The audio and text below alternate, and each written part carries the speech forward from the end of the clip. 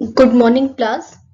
आज मैं आप लोगों को बीए फर्स्ट ईयर के सेकेंड सेमेस्टर के फर्स्ट पेपर वस्त्र विज्ञान का टॉपिक वस्त्रोपयोगी रेशे के बारे में कुछ जानकारी देना चाहती हूँ। वस्त्रोपयोगी रेशे, जैसा कि आप सभी जानते हैं कि वस्त्रों के निर्माण के लिए धागों की आवश्यकता होती है। ये धागे हमें कहाँ से मिलते हैं, कैसे प्राप्त होते हैं और इनसे कैसे धागों का निर्माण किया जाता है। वस्त्र बनाने के लिए जो धागे हमें मिलते हैं उनका निर्माण रेशों से होता है। रेशे कहाँ से मिलते हैं? रेशे हमारी प्रकृति में और हमारे आसपास के पेड़ पौधों, जानवरों और आजकल कुछ मानवकृत रेशे तैयार किए जाने लगे हैं, कुछ रासायनिक रेशे भी तैयार किए जाने लगे हैं। इन सब चीजों से मिलते हैं। उन रेशों पर छटाई की जाती है, कटाई की जाती है, बटाई की जाती है, उनको धागे के रूप में परिवर्तित किया जाता है और इसके बाद उन धागों से वस्त्र बनाए जाते हैं बुनाई करके। चलिए अब मैं आप लोगों को बताती हूँ कि ये रेशे हमें कहाँ कहाँ से मिलते हैं। इसके लिए हमें सबसे पहले रेशों के वर्गीकरण को जानना होगा। जैसे कि इस चार्ट में दिखाया जा रहा है वस्त्रोपयोगी रेशों का वर्गीकरण। रेशे जो हमें प्रकृति से, कृत्रिम तरीके से और विशिष्ट रेशे, ये 3 प्रकार के रेशों को बांटा गया है। इनको भी इन कुछ भागों में बांटा गया है, या ये कह सकते हैं कि इनके प्रमुख भाग हैं। जैसे प्राकृतिक रेशा है तो उसका दिया हुआ है कि ये वानस्पतिक रेशा, प्राणिज या जांतव रेशे और खनिज रेशे। जो प्रकृति में हमें मिलते हैं रेशे, वो ये 3 प्रकार के रेशे होते हैं। फिर आते हैं हम कृत्रिम रेशों पर। कृत्रिम रेशे 2 तरीके से बनाए जाते हैं। एक तो होता है मानवकृत और दूसरा होता है रासायनिक रेशा। फिर तीसरा विशिष्ट रेशे, जिसमें हमें परिवर्तित और मिश्रित रेशे मिलते हैं। अब हम आप लोगों से प्राकृतिक रेशों के बारे में बात करते हैं।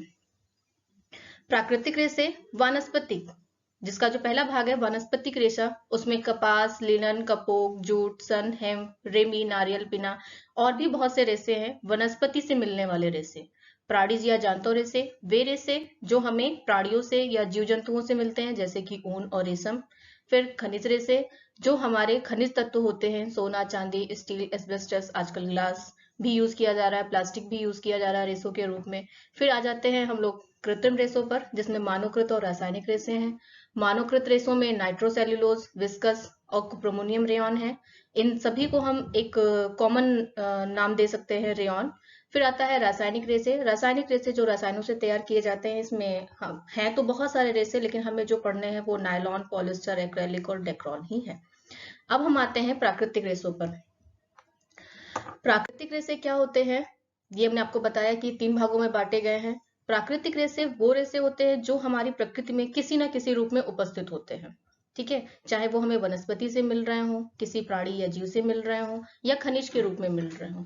हमें जो भी हमारी प्रकृति से मिल रहा है उसे हम रेशों के रूप में प्रयोग तो करते हैं, लेकिन क्या हर चीज से हम रेशा तैयार कर सकते हैं? ये संभव नहीं है। क्यों? क्योंकि हर प्रकार की वनस्पति या हर प्रकार के जीव या हर प्रकार की खनिज से रेशा नहीं तैयार किया जा सकता, क्योंकि उसमें रेशे के वे गुण मौजूद नहीं होते हैं जिनसे रेशा धागे के रूप में परिवर्तित होता है। तो कुछ ही ऐसे खनिज तत्व हैं, या कुछ ही ऐसी वनस्पतियां हैं, या कुछ ही ऐसे जानवर या जीव जंतु हैं जिनसे हमें रेशा प्राप्त होता है और उस रेशे से हम धागे का निर्माण करते हैं। अब हम आते हैं वानस्पतिक रेशे। वनस्पति जगत से प्राप्त रेशे को हम लोग वानस्पतिक रेशा कहते हैं। वनस्पति यानी कि पेड़ पौधे।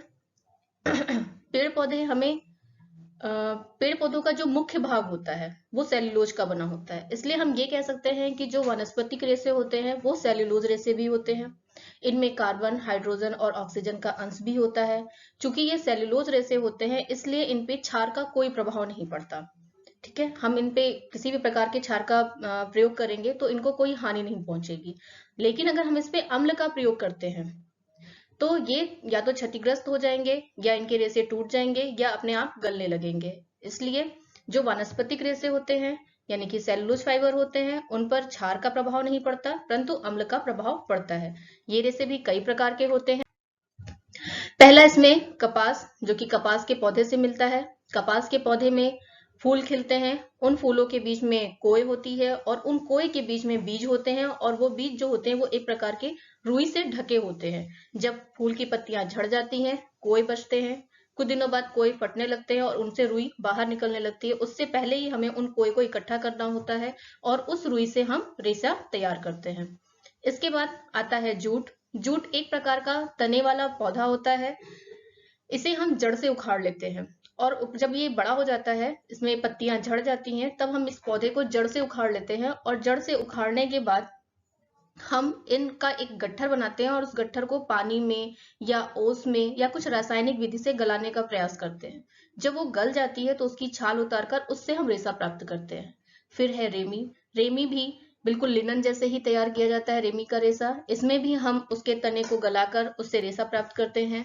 लिनन ये फ्लाक्स के पौधे से मिलता है, इसमें भी हम तने का ही प्रयोग करते हैं रेशा बनाने के लिए। फिर आते हैं हम हेम पे। हेम का पौधा भी हेम के पौधे के तने को भी हम रेशा बनाने के लिए प्रयोग करते हैं। सन आप सभी लोग जानते हैं, जो सन की जो रस्सी होती है वो सन से बनाई जाती है, जो बहुत ही मुलायम और सॉफ्ट होती है। और इस सन को जो है वो जूट से अच्छा इसलिए माना जाता है क्योंकि जूट थोड़ा खुरदरा और रफ टाइप का होता है। उससे अगर हम दरी गलीचे या ये सब चीजें बनाते हैं या कपड़े भी बनाते हैं, वो थोड़े से मोटे और खुरदरे होते हैं। लेकिन अगर हम उस जगह पे सन का प्रयोग करते हैं तो वो अपेक्षाकृत ज्यादा अच्छे माने जाते हैं। फिर कापोक पे आते हैं। इसमें हम वृक्ष के फल से प्राप्त करते हैं रेशे को। और नारियल, नारियल का जो फल होता है उसके ऊपर जो जूट होती है, उस जूट को हम रेशे के रूप में प्रयोग करते हैं और उस रेशे से हम धागा बनाते हैं। फिर आते हैं हम पिना पर। पिना क्या है? पिना है अनानास के पौधे की पत्तियां। इन पत्तियों को गलाया जाता है और उनसे जो हमें रेशे मिलते हैं, उन रेशों से धागे का निर्माण किया जाता है। इस प्रकार और भी बहुत से पौधे हैं जिनका प्रयोग जिनके तने को, पत्तियों को या उनके रुइयों को हम रेशे बनाने के लिए प्रयोग में लाते हैं। लेकिन जो प्रमुख हैं वो यही हैं और हमें अपने सिलेबस में इन्हीं के बारे में डिस्कस भी करना है। अब हम आते हैं जांतों या प्राणिज रेशे पे। जांतों रेशे यानी जानवरों से मिलने वाले, प्राणिज कीड़े मकोड़े। जानवरों और कीड़ों से मिलने वाले जो रेशे होते हैं उनको हम जांतों रेशे कहते हैं। लेकिन हर प्रकार के जानवर के बाल से रेशे नहीं बनाए जा सकते और ना ही हर प्रकार के कीड़े से रेशे प्राप्त होते हैं। कुछ जानवर ऐसे होते हैं जिनके बालों में रेशे बनने का गुण होता है और उन्हीं से हमें रेशा प्राप्त होता है।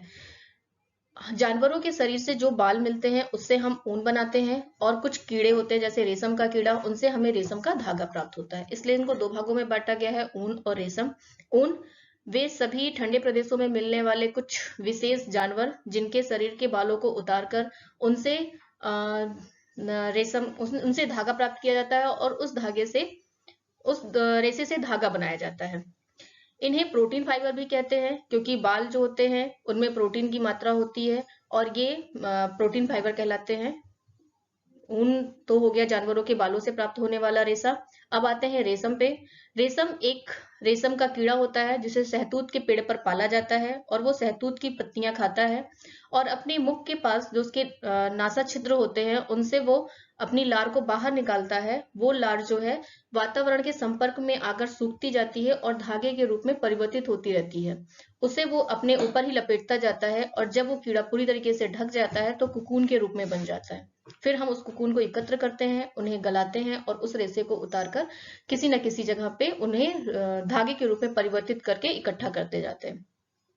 ये तो हो गए प्राकृतिक रेशे और जांतव रेशे। अब हम आते हैं खनिज रेशों पर। खनिज पदार्थ जो हमारी प्रकृति में उपस्थित है। बहुत पुरातन समय से भी इन तत्वों का प्रयोग वस्त्र बनाने के लिए किया जाता रहा है।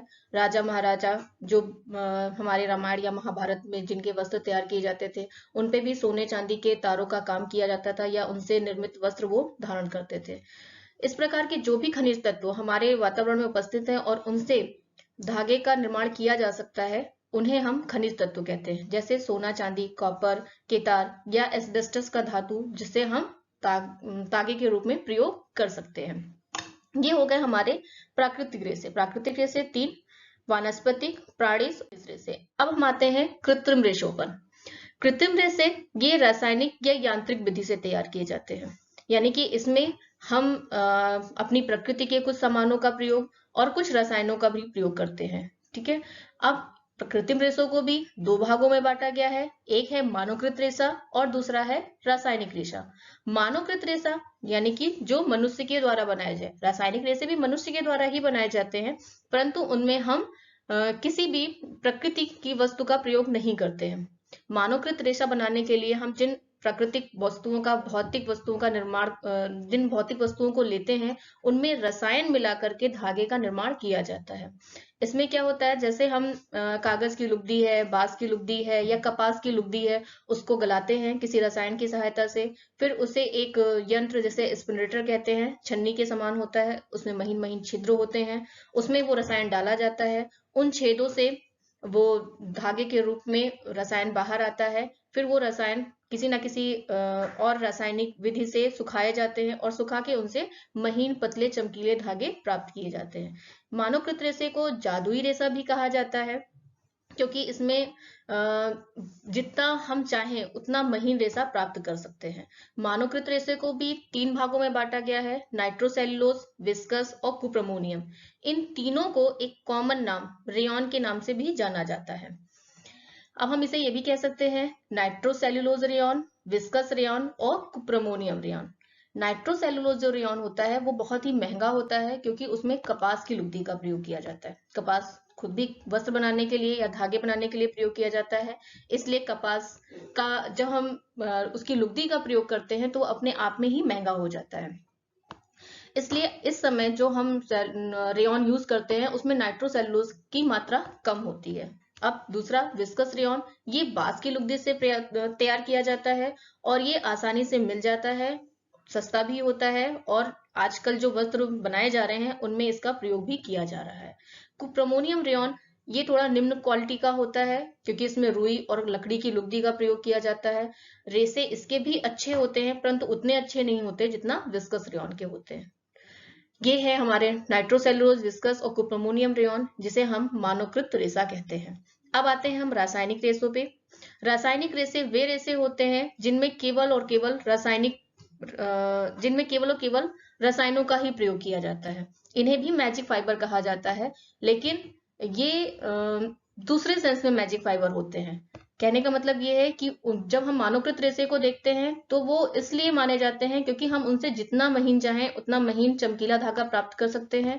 और रासायनिक रेशों का हम किसी भी रसायन से उसमें उनके रूप में परिवर्तन करके, उनके गुण में परिवर्तन करके फाइबर यानी कि तंतु या धागा तैयार कर सकते हैं, इसलिए उसे मैजिक फाइबर कहा गया है। इसमें ऑक्सीजन, हाइड्रोजन और कार्बन मेन जो रसायन होते हैं उनका प्रयोग किया जाता है। रासायनिक रेशे बहुत हैं और लगातार इसमें आविष्कार होते जा रहे हैं। रोज नए नए रासायनिक रेशे तैयार किए जा रहे हैं, उन रेशों से वस्त्र भी बनाए जा रहे हैं और वो वस्त्र हमारे नित्य प्रति के कार्य में यूज भी हो रहे हैं। अगर हम देखें तो आज अग्निरोधक वस्त्र या फिर जल रोधक वस्त्र या कह सकते हैं बैक्टीरिया से बचने के लिए, ये सब चीजें जो बन रही हैं ये सिर्फ रासायनिक रेशों का ही कमाल है कि हम इस तरह के वस्त्र बना पा रहे हैं। इसमें भी बहुत से रेशे हैं, लेकिन हमें उनमें कुछ ही रेशों के बारे में पढ़ना है, जैसे कि नायलॉन, पॉलिस्टर, एक्रेलिक और डेक्रोन। ये सभी रासायनिक रेशे हैं, रसायनों से तैयार होते हैं। जब हम आगे आपको रासायनिक रेशों के बारे में डिस्कशन करेंगे तो एक एक के बारे में डिटेल से आपको वहां पर हम समझाएंगे। ये हमारे हो गए कृत्रिम रेशे। इसमें कृत्रिम रेशे यानी कि दो प्रकार के रेशे, मानवकृत और रासायनिक रेशे। मानवकृत रेशे नाइट्रोसेल्यूलोज, विस्कस और कुप्रमोनियम हो गए। रासायनिक रेशों में बहुत सारे रेशे हैं, लेकिन जो हमें पढ़ने हैं वो नायलॉन, पॉलिस्टर, एक्रेलिक और डेक्रोन है। अब हम हैं विशिष्ट रेशों पर। ये हमारे सिलेबस का पार्ट नहीं है, लेकिन चूंकि रेशों को वर्गीकृत किया गया है और उसमें एक भाग विशिष्ट रेशों का भी रखा गया है, तो हम यहाँ पे एक सरसरी नजर से इन्हें भी समझ लेते हैं। विशिष्ट रेशे दो प्रकार के रेशे होते हैं, एक तो है परिवर्तित रेशे और दूसरा है मिश्रित रेशे। परिवर्तित रेशे जैसा कि नाम से ही पता है, इन्हें केवल इनके रूप में परिवर्तन कर दिया जाता है और इनका गुण और इनका रूप बदल दिया जाता है। जैसे मान लीजिए कि हम कपास में परिवर्तन करके उसमें लिनन या फिर हम कोई केमिकल मिला करके, या हम कपास के रेशे पर किसी केमिकल का प्रयोग करके उस रेशे की चमक को या उस रेशे के मजबूती को इत्यादि को बदल दें तो वो परिवर्तित रेशा हो जाएगा। ठीक, कपास के रेशे से बना जो वस्त्र होता है उसे हम कॉटन फाइबर कहते हैं, यानी कि सूती वस्त्र कहते हैं। वो सिकुड़ता बहुत जल्दी है। हम उस पे रसायन का प्रयोग करके उसे सिकुड़न से बचाने वाला भी वस्त्र बना सकते हैं। एक ऐसा वस्त्र बना सकते हैं जिसमें सिकुड़न कम से कम आए। आजकल आप लोग देखते होंगे बहुत से ऐसे कपास के वस्त्र मिल रहे हैं, यानी कि सूती कपड़े मिलते हैं जिनमें उतनी श्रिंकनेस नहीं होती, उतनी सिकुड़न नहीं होती है जितने ओरिजिनल कपास में होता है। जब आप कहते हैं प्योर कॉटन, तो वो प्योर कॉटन की बात प्योर कपास के रेशे से बने वस्त्रों की बात होती है। यहाँ पे हम परिवर्तित रेशे का प्रयोग कर रहे होते हैं। अब आते हैं हम मिश्रित रेशे। मिश्रित रेशे यानी कि मिश्रण। मिश्रण किसका?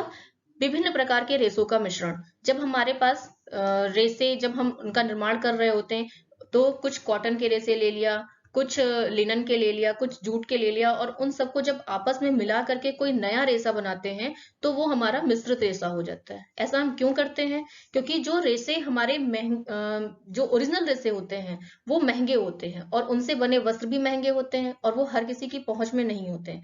तो हर किसी की पहुंच में लाने के लिए उसमें हम निम्न क्वालिटी की या सस्ते रेशों को भी मिला देते हैं और उनसे मिश्रित रेशे का वस्त्र तैयार करते हैं। ये हमारे हो गए विशिष्ट रेशे।